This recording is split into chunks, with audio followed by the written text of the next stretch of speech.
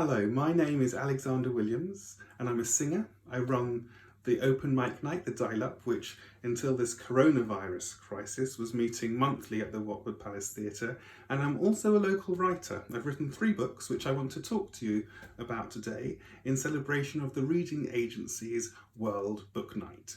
So the first one is a children's book. It's for children aged between around 5 and 10, and it's called Wendy the Whale. It's about a whale who gets beached on the coast of Hermanus, which is a small fishing town in South Africa, and all the townspeople gather together to rescue her and get her back safely into the water. It was told to me by a dear friend who is from South Africa and had heard this oral legend, and I just ran with it and created this story, which blends fiction with fact, because Hermanus is in fact the best place in the world to whale watch from the shore without getting into a boat. It's a beautiful book with illustrations by a Scottish artist called Lucy Newton. And if you have got a passion for nature, thinking about how human beings can live in harmony with the natural world, or indeed have a connection to South Africa, then this is definitely the book for you. A perfect stocking filler too, I should say. And a proportion of the proceeds from every sale go to the Nelson Mandela Children's Fund UK. I was really proud to get this book out there. My second book is a young adult novel, so it's really for people aged 14 plus. 14 to 18 is the perfect age for this book, so if you know anybody of that age group, this is the book you should be buying them to read during lockdown. But also much older readers, the themes are about self-understanding, self-identity and self-celebration. I'll just read you the blurb. Aidan is on the edge. It's his 16th birthday and all he has to show for it is a bowl of microwaved ice cream. His parents are about to split up, his brother hates his guts, and his best friend's a film nerd who'd rather rewatch the original Star Wars trilogy than talk about feelings. Worst of all, strangest of all, he suddenly sprouts a tiny pair of beautiful blue butterfly wings.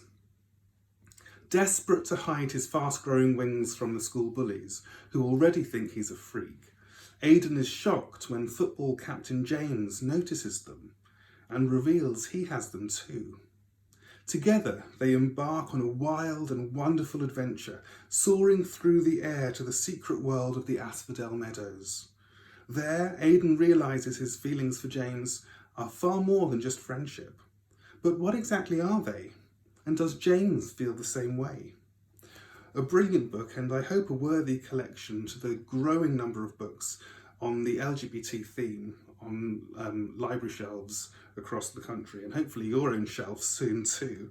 I was lucky enough to have a friend of mine, Joe Craig, the author of the Jimmy Coates books, read it and give some feedback. He said, "The best young adult writing, like the best of any writing, gives you fresh eyes on the world you thought you knew. It can make you think more deeply about the people around you and about yourself. His Hidden Wings does all this with warmth, wit, and almost overwhelming wonder. It's bold and beautiful. It stayed with me for a long time, carrying me on its wings."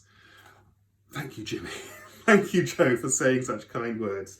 The final book I'd like to talk about is called Black Iris, and it is a collection of poetry about my experiences living in Jordan for 2 years, where I worked as an English teacher in an international school. And I'll finish by reading one of the poems for this collection.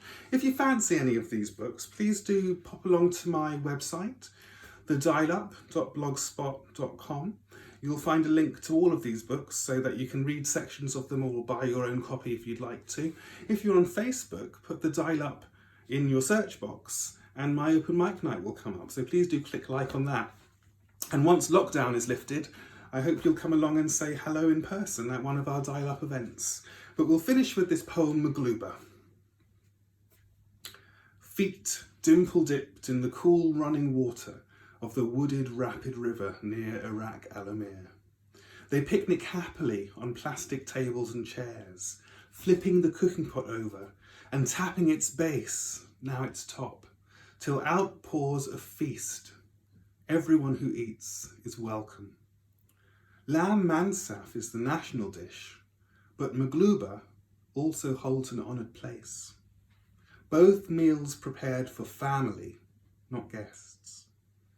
Children take first, as tradition demands, joyful portions with more than enough left for the waiting adults to playfully fight over. Cauliflower, potato, pine nuts and rice heaped onto chicken. A hearty pile that fills your plate and stomach. More than enough.